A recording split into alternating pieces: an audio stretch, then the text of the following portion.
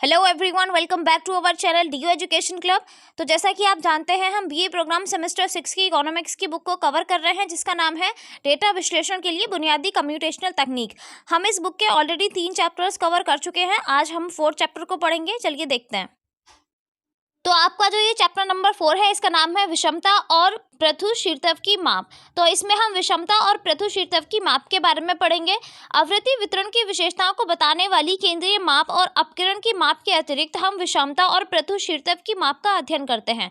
यानी कि आवृत्ति वितरण के बारे में कौन कौन सी चीजें बताती हैं। एक तो केंद्रीय माप बताता है, दूसरा अपकिरण की माप बताता है। हम already first, second and third chapter में इन चीजों को पढ़ चुके हैं। उसके बाद हम चैप्टर नंबर 4 में विषमता और पृथुशीर्तव की माप का अध्ययन करेंगे। ठीक है। माध्य वितरण की केंद्रीय प्रवृत्ति का प्रतिनिधित्व करता है तथा अपकिरण केंद्रीय माप के विभिन्न मूल्यों का विचलन प्रकट करती है। यानी कि ये कहा गया है, माध्य जो है वो क्या कहेगा, केंद्रीय प्रवृत्ति का प्रतिनिधित्व करेगा, और अपकिरण केंद्रीय माप के जो विभिन्न मूल्य होते हैं उनके विचलन को प्रकट करता है। ठीक है। तो ये सभी मापें वितरण के स्वरूप के विषय में नहीं बताती। यदि निरीक्षणों को एक क्रमबद्ध ढंग से केंद्रीय प्रवृत्ति की माप के चारों ओर रखा जाए, हम सममित वितरण बना पाएंगे। यानी कि हमें क्या करना है, ये केंद्रीय प्रवृत्ति को सभी जो क्रमबद्ध तरीके से अगर हम निरीक्षणों के चारों ओर रख देंगे तो वो सममित वितरण कहलाएगा। ठीक है। अन्यथा असममित क्रम हमें सममित वितरण देगा, और अगर हम इसको क्रमबद्ध तरीके से नहीं रखेंगे तो हम उसे असममित वितरण कहेंगे। ठीक है। अतः विषमता वह माप है जो सममिति के अभाव को बताती है। यानी कि हम ये कह सकते हैं कि विषमता जो है वह माप है जो सममिति के अभाव को बताएगी। ठीक है। सममिति वितरण यदि चिक द्वारा ग्राफ पेपर पर अंकित किया जाए तो वह सममित वक्र बन जाएगा। यानी कि अगर हमने क्या किया, सममिति वितरण को ग्राफ पेपर पे बना दिया तो वह सममिति वक्र कहलाएगा। ऐसे वक्र में मध्य, माध्यिका तथा भूयिष्ठिका के मूल्य समान होते हैं और वितरण के मध्य में स्थित होते हैं। यानी कि सारे जो मूल्य होंगे वो समान होंगे। वहीं दूसरे और असममित वितरण में मध्य, माध्यिका और भूयिष्ठिका के मूल्य समान नहीं होंगे। देखिए, जब सममित वितरण की बात होगी तब मध्य, माध्यिका और भूयिष्ठिका आपके तीनों ही समान होंगे, बट अगर हम असममित वितरण की बात करेंगे तब ये तीनों ही एक दूसरे से डिफरेंट होंगे। ठीक है। जब दो या दो से अधिक सममित वितरणों की तुलना की जाती है और उनके बीच में अंतर जो होता है उसको हम पृथुशीर्तव की माप कहते हैं। ठीक है। यानी कि हम कह सकते हैं कि पृथुशीर्तव जो होता है वो दो या दो से अधिक सममित वितरणों के बीच का डिफरेंस होता है। ठीक है। दूसरी ओर जब दो या दो से अधिक असममित वितरणों की तुलना की जाती है तो वह विषमता को प्रकट करता है। यानी कि जब हम असममित वितरणों की तुलना करेंगे, जब उनका कंपैरिजन करेंगे तो वो विषमता को दिखाएगा। ठीक है। ये सभी मापें एक दूसरे से भिन्न है। किसी भी वितरण में विषमता का होना यह बताता है कि उसमें पृथुशीर्तव है या नहीं है। यानी कि अगर विषमता है तो पृथुशीर्तव नहीं है। ठीक है। इसके विपरीत जहां पृथुशीर्तव होगा वहां विषमता नहीं होगी। यानी कि अगर विषमता नहीं है तो पृथुशीर्तव होगा। ठीक है। आई होप आपको समझ में आ गया होगा। चलिए विषमता की जांच कर लेते हैं। यहाँ पे लिखा हुआ है कि विषमता की जांच करने का क्या क्या तरीका होता है।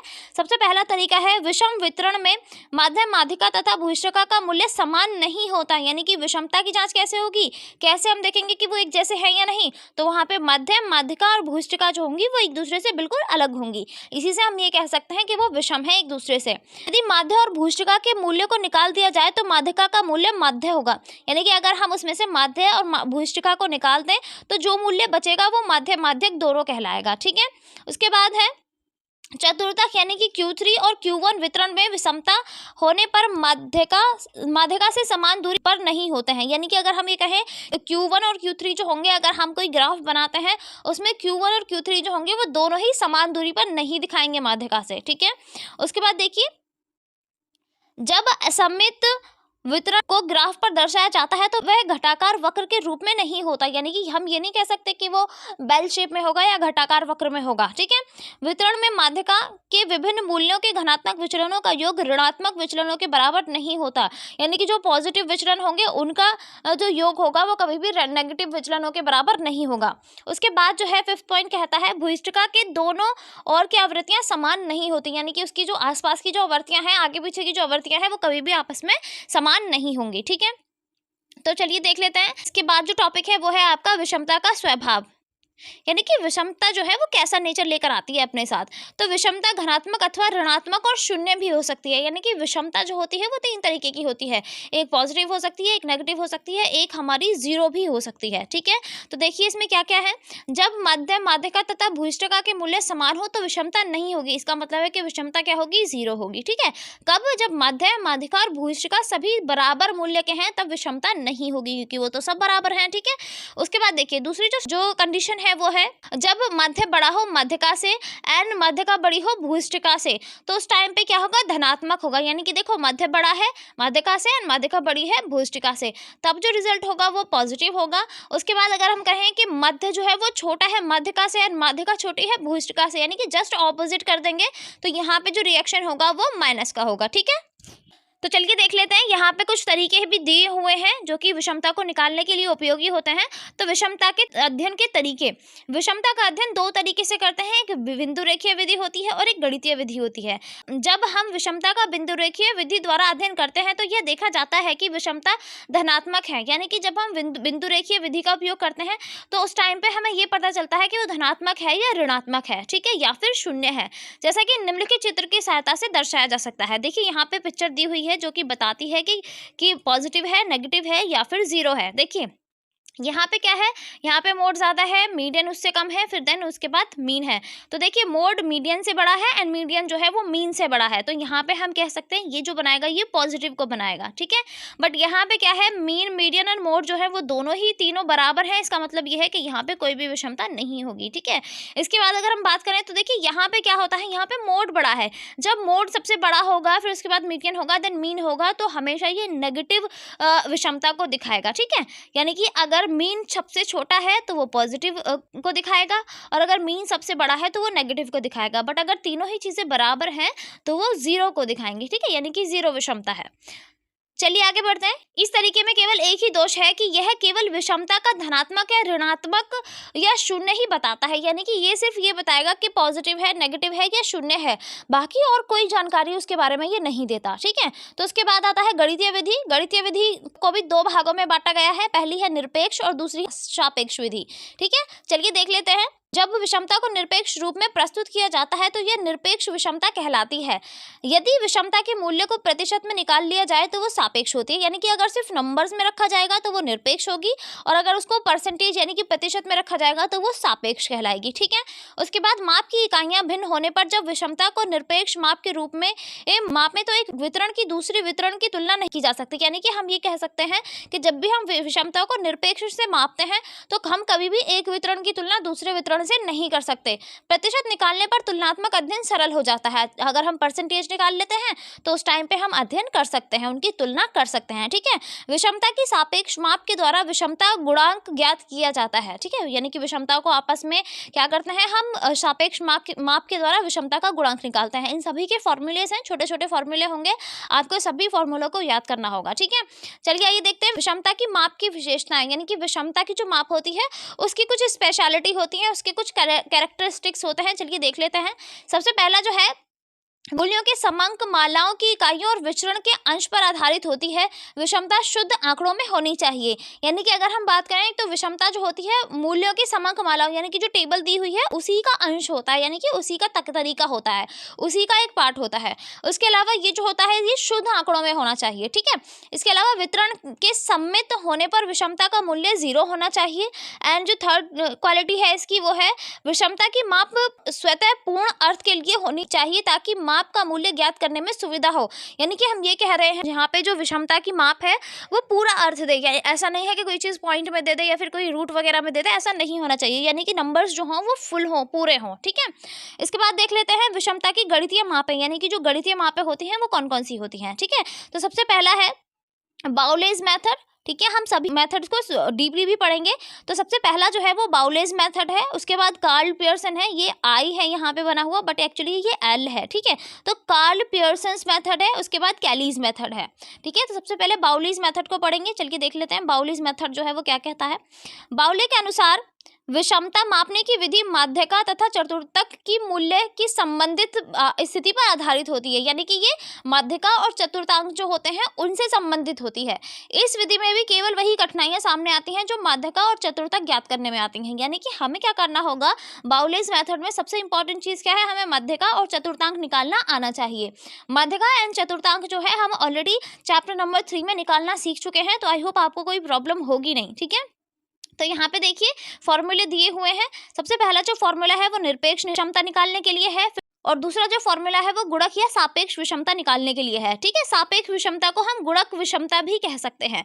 तो निरपेक्ष विषमता का जो फॉर्मूला होता है वो होता है Q3 + Q1 - 2 मीडियन, यानी कि हमें क्या करना है, हमें Q3 की वैल्यू भी निकालनी है, Q1 की वैल्यू भी निकालनी है, एंड हमें मीडियन भी पता होना चाहिए।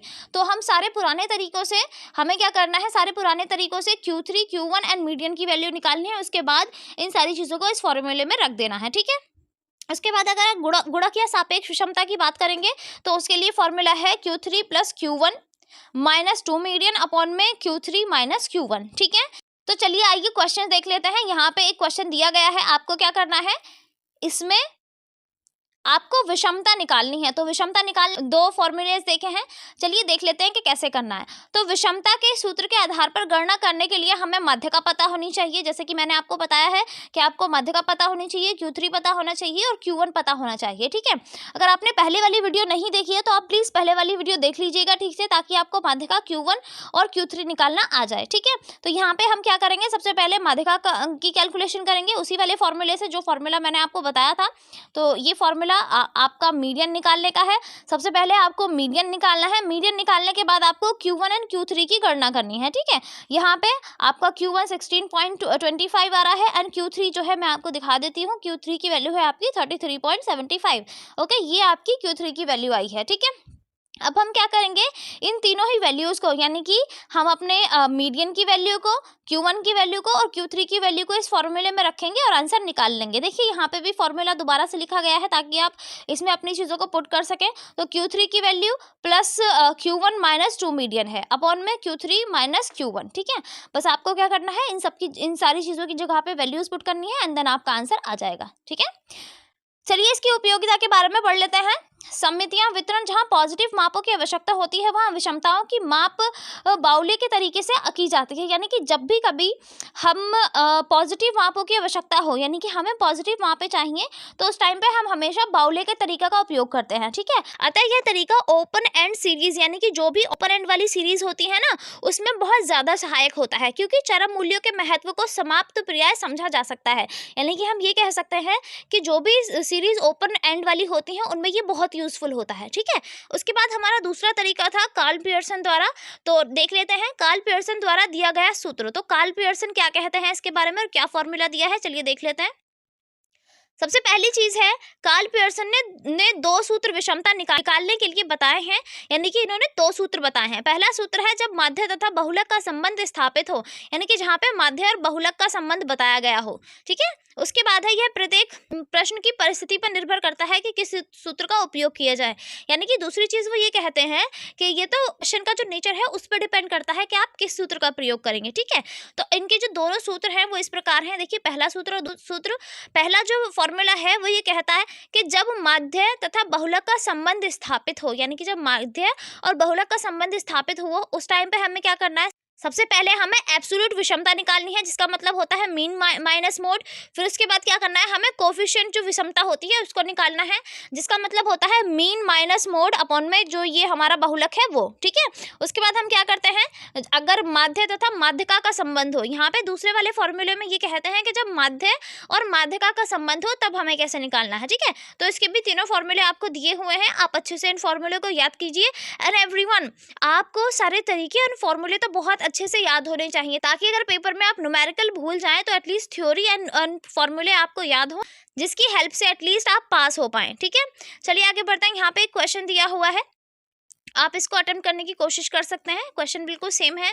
उसके बाद यहाँ पे प्रॉब्लम्स भी दे रखी हैं। निम्नलिखित आय वितरण तालिका से विषमता गुणांक का उपयुक्त विषमता की विधि द्वारा निकाले, यानी कि यहाँ पे क्या कहा गया है कि उपयुक्त विषमता की विधि द्वारा आपको क्या निकालना है, यहाँ का विषमता गुणांक निकालना है, यानी कि अब आपको गुणांक वाला फॉर्मूला रखना है। ठीक है, फॉर्मूलेस को अगर आप सही से रखेंगे, ठीक से समझ के, तो आप क्वेश्चंस को आसानी से कर लेंगे।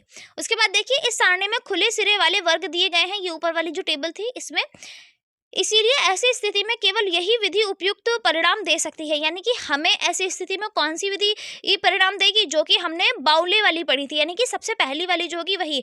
जब भी खुले सिरे वाली सारणी दे रखी हो, उसमें हमेशा बाउले वाली विषमता गुणांक की विधि का ही उपयोग करना है। ठीक है, तो हमने जो इसमें देखा था, गुणांक वाला जो फॉर्मूला होता है वो होता है Q3 + Q1 - 2 मीडियन अपॉन में Q3 - Q1। ठीक है, ये गुणांक वाला फॉर्मूला होता है।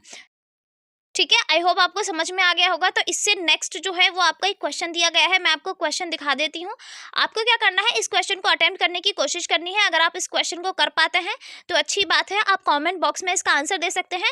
अदरवाइज मैं इस क्वेश्चन को आपको नेक्स्ट वीडियो में कराऊंगी। ठीक है, क्योंकि अब हमारे इस वाले चैप्टर का नेक्स्ट पार्ट आएगा, जो कि पार्ट 2 होगा, चैप्टर नंबर 4 का। तो चैप्टर नंबर 4 का पार्ट 1 आपका यहीं पे खत्म होता है। आई होप आपको सारी चीज़ें समझ में आ गई होंगी। अगर आपको ऐसा लगता है कि आपको कुछ समझ में नहीं आया है, तो आप कमेंट बॉक्स में कमेंट कर सकते हैं एंड क्वेश्चंस को पूछ सकते हैं। ठीक है, और अगर आपने पिछली वाली वीडियोस को नहीं देखा है, तो आप सारी वीडियोस को देख लीजिए, ताकि आपको सारे चैप्टर्स बहुत अच्छे से समझ में आ जाएं। ठीक है, आपको सबसे ज़्यादा फोकस क्या करना है, फोकस चीज़ें होंगी आपके फॉर्मूलाज एंड जो आपकी डेफिनेशंस दी गई हैं वो, उनको अच्छे से कीजिएगा। उसके अलावा आप सारे न्यूमेरिकल्स को एक एक बार प्रैक्टिस करके देख सकते हैं। ओके, तो आई होप आपको समझ में आ गया होगा। तो आगे की वीडियोस के लिए आप चैनल को सब्सक्राइब कर लीजिए, बेल आइकन को प्रेस कर लीजिएगा एंड अगर आप कोई अदर इन्फॉर्मेशन चाहते हैं तो आप हमारे टेलीग्राम ग्रुप से जुड़ सकते हैं। आप हमें इंस्टाग्राम पे भी फॉलो कर सकते हैं। इसके अलावा आप हमारे फेसबुक पेज से भी जुड़ सकते हैं एंड अगर आप चाहते हैं तो हमारे ब्लॉगर अकाउंट को भी चेकआउट कर सकते हैं। ठीक है, थैंक यू सो मच।